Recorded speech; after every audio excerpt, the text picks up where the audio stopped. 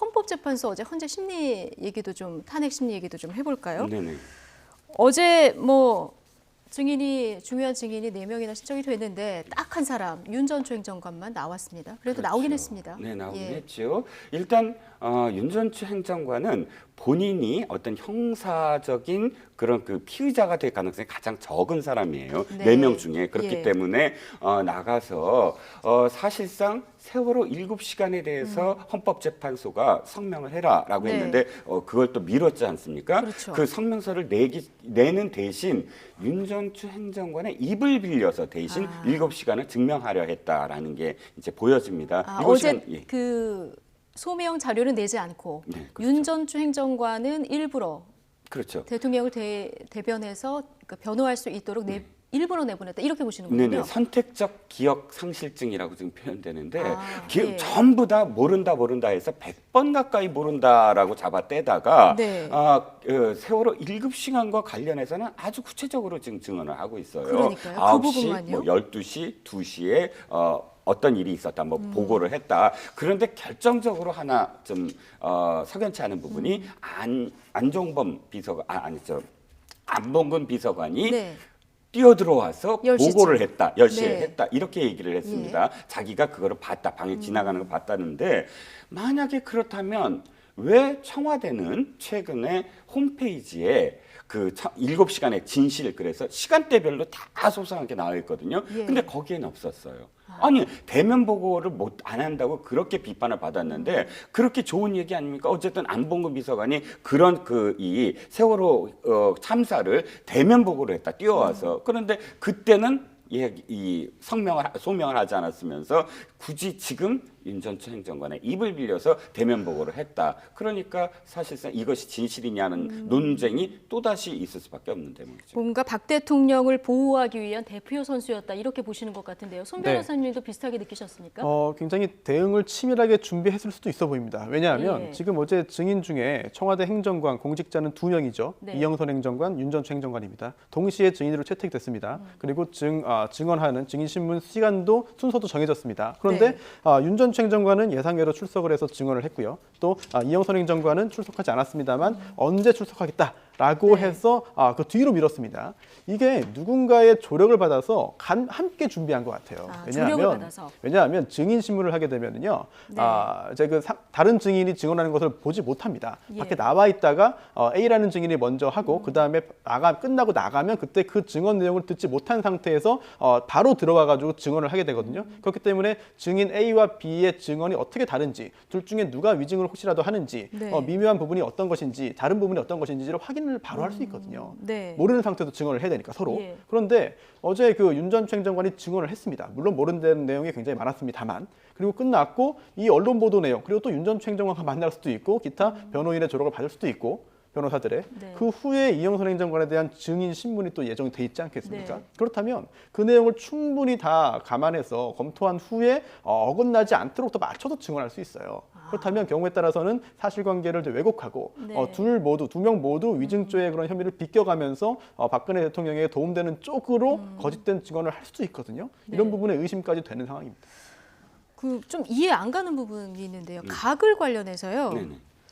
간호장교가 시술용이라고 하지 않았습니까? 의료용이다. 네네. 그런데 어제 윤 전 행정관은 의료용이 아니다. 근데 네. 간호장교도 아닌데 네. 이걸 어떻게 이렇게 판단하면서 얘기를 했을까요? 그렇죠. 착각을 한 걸까요? 아니요. 가글이 그게 문제가 예.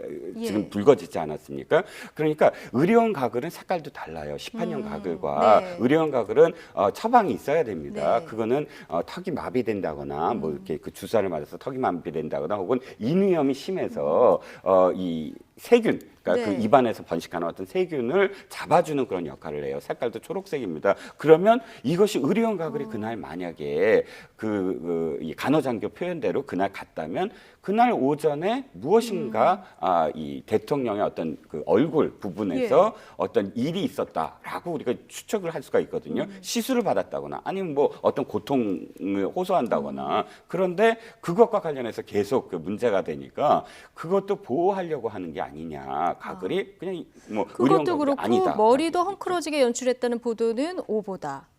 그리고 미용사들은 내가 안내했다. 이런 부분에서 이제 청와대 쪽에서 그동안 해왔었던 그런 변론하고 뭐 비슷한 얘기를 지금 계속 얘기를 했었거든요. 예, 비슷하다기보다는 좀 더 구체적으로 해명을 하죠. 네. 논란이 됐던 부분들을 예. 청와대에서 일일이 다 이야기한 적은 없어요. 그런데 이제 머리 부분 헝클어지지 않았다. 자기가 목도한 부분 아닙니까? 그렇죠. 청와대에서 전반적으로 얘기했던 부분을 구체적으로 증명해주는 그런 역할을 그렇죠. 지금 증언을 하는 역할을 했죠. 예.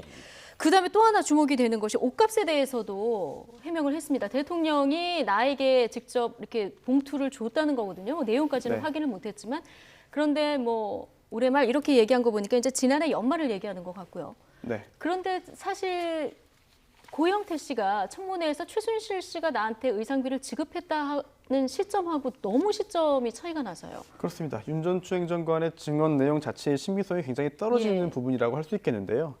실제로 정말 그 고영태 씨도 청문회에서 증언을 한 것이고요. 네. 또 윤 전 추행정관도 어제 법원에서 증언을 한 것입니다. 그렇기 때문에 본인들이 기억하는 한도에서 진실을 증언해야만 하는데 네. 혹시라도 둘 중에 누군가는 기억에 반하는 진술을 증언을 한 것이 아닌가 의심이 되고요. 네. 또 하나가 지금 특검에서 최순실 씨의 그 뇌물죄 혐의도 지금 깊게 보고 있다라는 언론 브리핑이 있었습니다. 예. 그 두 가지 가능성이 있는데 우선은 그 제3자 뇌물 관련해서 대통령과 함께 공모 관계가 있었다라는 네. 점일지 아니면은 최순실 씨가 직접 대통령에게 뇌물을 주었다는 부분인지인데요. 네. 만약 최순실 씨가 대통령에게 뇌물을 줬다, 뇌물 공여다라고 한다면은 뭐 옷값이나 아니면 주사 비용 등등을 이제 대신 주고 대신 납부하고 그로부터 이제 그 이득을 받았다라는 그런 혐의점의 의심도 가질 수 있거든요. 네. 그렇다면은 이렇게 나중에 한참 뒤에 이렇게 내면 이게 법적으로 문제가 없어집니까? 그렇진 않습니다. 그렇지 전혀 그렇지 않습니까? 않고요. 예. 애초에 행위 당시에 정말 뇌물로서 누군가에게 그 뇌물을 줬다라고 한다면은 그 당시에 뇌물죄가 성립한 것이기 때문에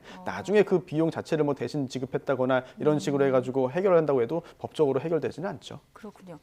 자, 그런데 어제 이렇게 조목조목 해명을 한 윤 전 행정관, 전지현 씨 개인 트레이너로 좀 유명했던 그런 사람 아니겠습니까? 네, 그렇습니다. 그런데 어느 날 갑자기 청와대의 3급 행정관으로 이렇게 발탁이 됩니다. 이게 네. 3급 행정관 굉장히 힘든 자리잖아요. 그럼요. 지금 고시를 7급으로 해서 7급으로 네. 고시를 패스해서 이제 근무를 하게 되더라도 3급까지 오르려면 거의 뭐 그러니까 50세가 넘은 지경에도 20, 3급까지 35 오르기 돼야, 쉽죠. 예. 그런 어렵죠. 네. 그런데 그 부분과 관련해서도 최순실 씨의 소개로 3급 행정관이 된 게 아니냐는 네. 의혹에 대해서 이렇게 얘기합니다.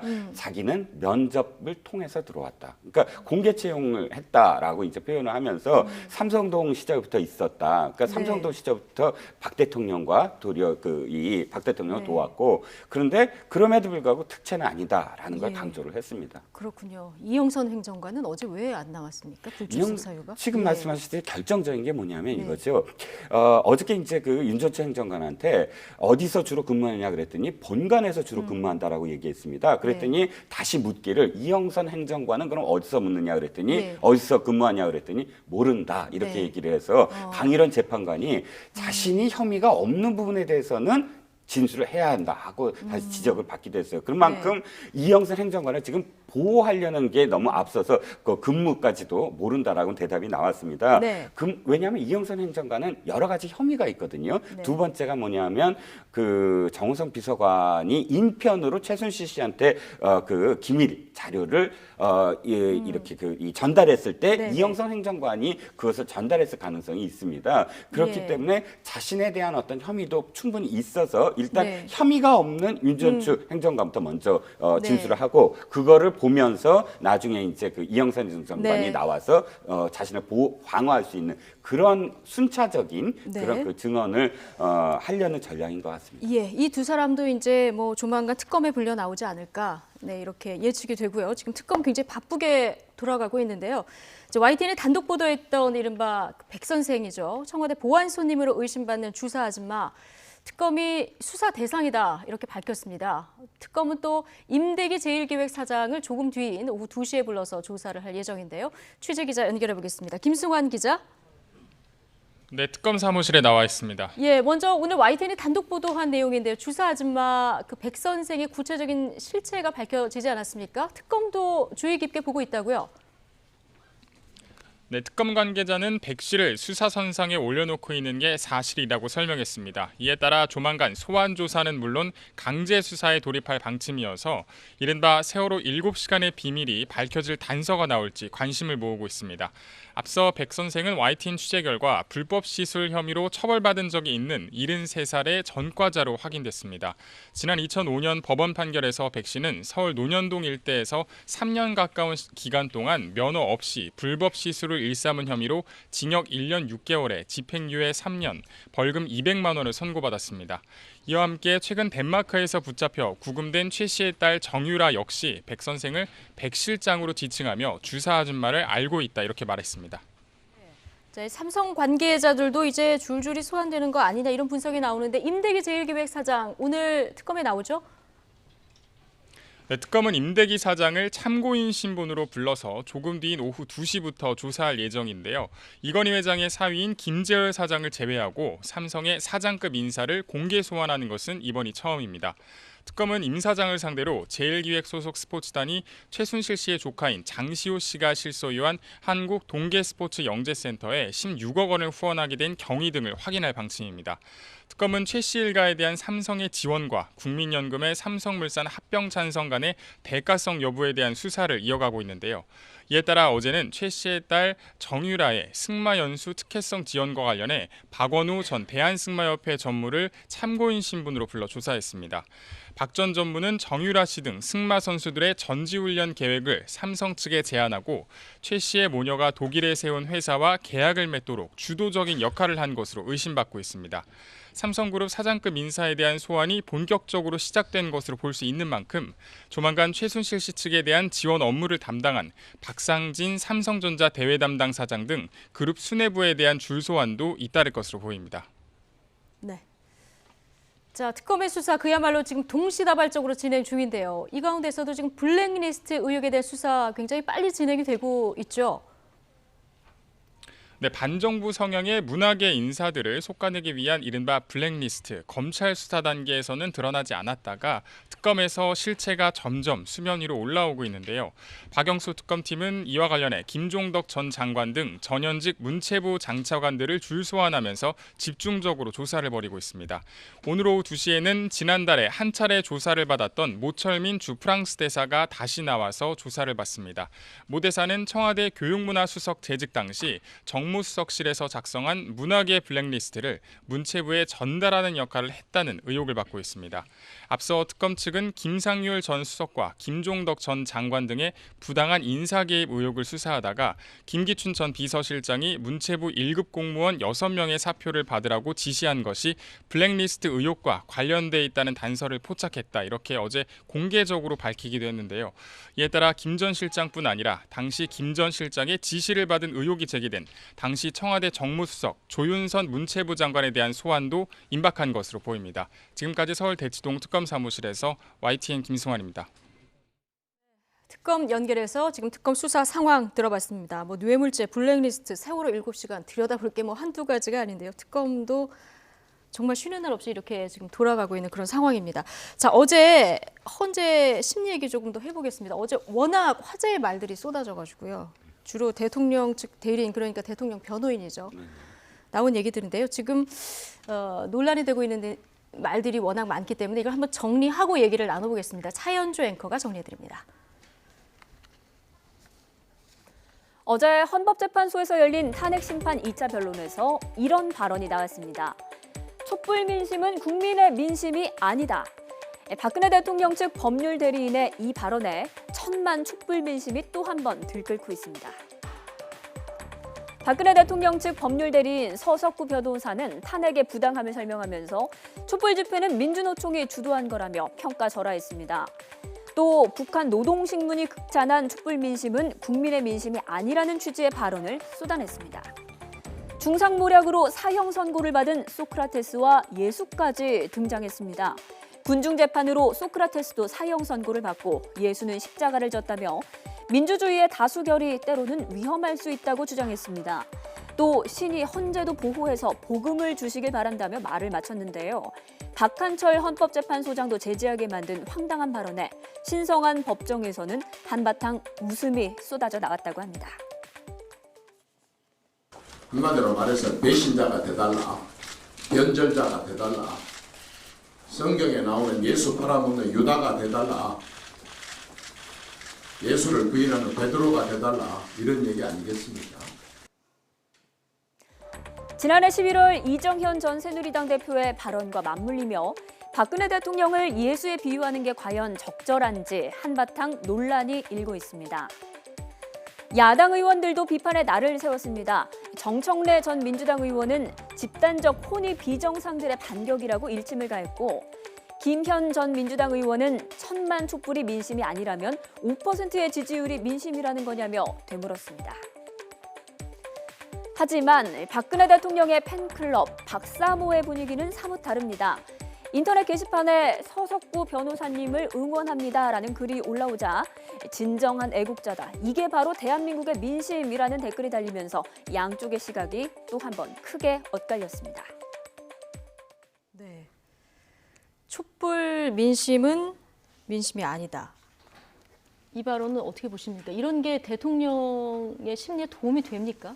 도움이 안 될 것으로 보이는데요. 네. 하지만 또 대통령을 오고하는 그런 그 정치 세력 또는 그 국민들의 어떤 그 결집을 이끄는 효과는 있어 보입니다. 예. 하지만 일단 뭐 지적을 하지 않을 수 없는 게 이게 그 재판이잖아요. 네. 재판이면은 정말로 본인의 의뢰인에게 도움이 되는 그런 그 이야기를 해야 되고, 정말로 재판 과정에서 정말 필요한 이야기를 해야 되는데 과연 이게 재판에 필요한 이야기냐라는 부분에 있어서는 좀 지적하지 않을 수 없겠고요. 물론 그 소송 전략상 이런 이야기를 통해서 분위기를 만들어가고 뭐 다음 재판에서 좀 더 이제 그 반전을 모색하고 이런 것도 고려할 수 있겠습니다. 고려했다고 볼 수 있겠습니다만, 뭐 오늘 아침에 있었던 뭐 이제 라디오 인터뷰라든지 이런 것을 듣는다고 한다면 제가 볼 때는 그런 전략적인 그런 선택은 아닌 것 같고요. 네. 어찌 보면은 그 대통령에 대한, 또 이번 사건에 대한, 또 촛불 집회에 대한 본인의 그런 그 의견이나 감상을 쏟아내는 자리로 마련한 것이 아닌가 생각이 들어서 어제 뭐 현장에서 헌법재판관들도 이제 웃음을 터뜨리기도 하고 웃음을 네. 참느라 고생을 했다고 이제 그렇다고 하더라고요. 하는데요. 저 역시 이러한 그 발언들을 보면서 굉장히 좀 안타까운 생각이 들고 다음 재판 기일에, 다음 재판에도 과연 이러한 취지의 이야기들을 계속 이어나갈 것인지 굉장히 궁금합니다. 시간 끌기, 그래서 색깔론 이런 얘기들이 지금 나오는 거 아니겠습니까? 네, 그렇습니다. 이제 3월 13일이죠. 예. 이정미 대법관, 헌법 재판관이 임기를 마감하면 네. 7명밖에 안 남습니다. 그럼 7명밖에 안 남으면 거기서 2명만 반대를 하더라도 기각이 되는 거죠. 기각이 되죠. 예. 그 심리 자체도 불가능한 상황이 네. 됩니다. 그래서 6명이 꼭 심리를 하게 돼 있거든요. 6명 이상이. 네네. 그렇기 때문에 3월 달까지 끌어보자라는 그런 의도가 아니냐라는 그런 이 추측을 낳게 하고 있습니다. 네, 어제 이런 하이라이트 발언들을 쏟아낸 변호사가 이제 서석구 변호사인데요. 네, 그렇습니다. 예.